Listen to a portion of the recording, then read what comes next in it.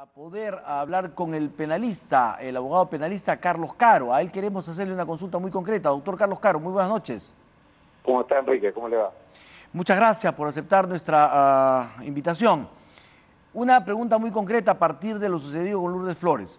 Los aportes de campaña o los aportes a las campañas presidenciales en el caso de lo que se dice recibió Lourdes Flores o Horacio Canepa o quien haya sido. ¿Es delito? ¿No es delito? ¿Es delito? ¿Es falta administrativa? Mire, desde el punto de vista de la legalidad, todavía no está tipificado en el Perú el delito de financiamiento ilegal de partidos políticos. Desde luego que a partir de la reforma constitucional que ya ha sido aprobada, el Congreso tiene que aprobar una norma para penalizar este tipo de comportamientos. Lo que pasa es que para efectos del pasado, me refiero a campañas anteriores a la de este año, el Poder Judicial, el Ministerio Público están tratando de llenar el vacío con una maniobra, por decirlo de alguna manera, acrobática, ¿no? Recurriendo a la figura del lavado de activos, tratando de decir de que aportes de campaña tendrían fuente ilícita porque provendrían de Odebrecht y en consecuencia la utilización o la inserción de esos dineros en la economía para pagar la campaña son actos de lavado de activos, ¿no?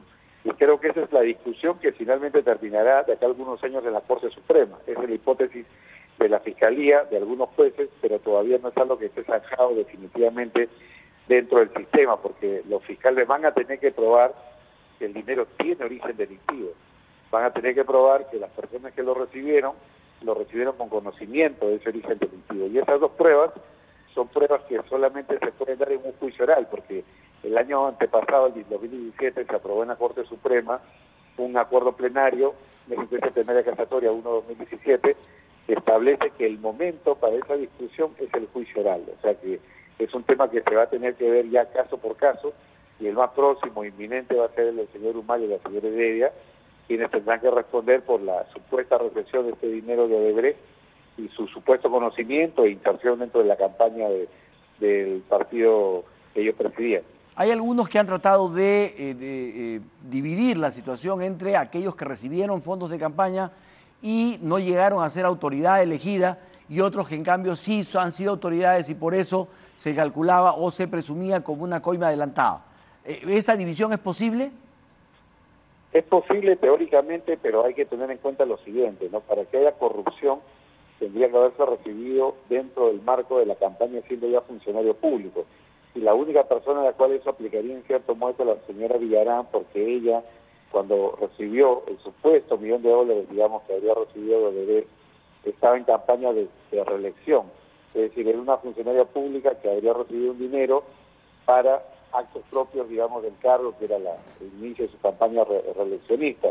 Entonces, ahí digamos que la cuestión de pago, coima adelantada, es una hipótesis muy viable que incluso ya la puso por escrito el Ministerio Público.